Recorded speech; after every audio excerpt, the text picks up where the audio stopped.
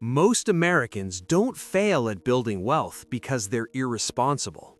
They fail because the system they live in quietly works against them. And the system is very good at hiding it. From the outside, it looks like a personal problem, a budgeting issue, a discipline issue, a motivation issue. But when you step back and look at the structure of modern life in America, a different picture appears, one where effort alone is rarely enough. Many people do everything they're told to do. They work hard, they gain experience, they earn more over time, they try to be responsible. And yet, year after year, their financial situation barely improves. If this feels familiar, you're not alone.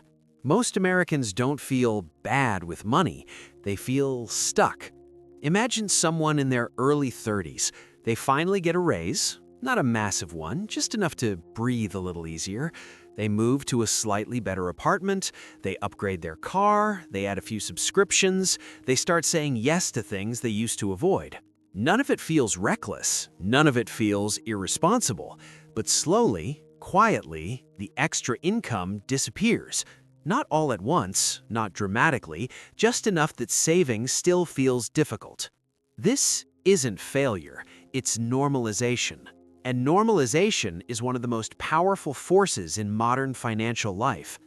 Modern life in America is designed around spending, not accumulation. Almost every system you interact with is optimized for ease, speed, and convenience. Credit cards remove friction. Subscriptions remove awareness. Financing removes the feeling of cost. You're encouraged to enjoy now and figure it out later.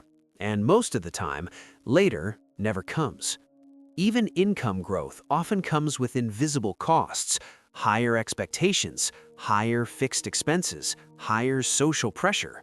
So while income increases, financial pressure rises alongside it. Imagine two people earning the same amount. One lives in a system with low friction, fewer fixed costs, fewer automatic expenses, fewer financial commitments. The other lives in a system full of defaults, payments, renewals, upgrades, obligations. Their discipline can be identical, their outcomes will not be. This is why advice that focuses only on trying harder often fails, because structure always beats intention. Wealth is often framed as a result of intelligence or motivation, but in reality, it's more often the result of alignment. People who build wealth usually don't make extreme decisions. They don't constantly optimize. They don't chase every opportunity. They don't rely on willpower.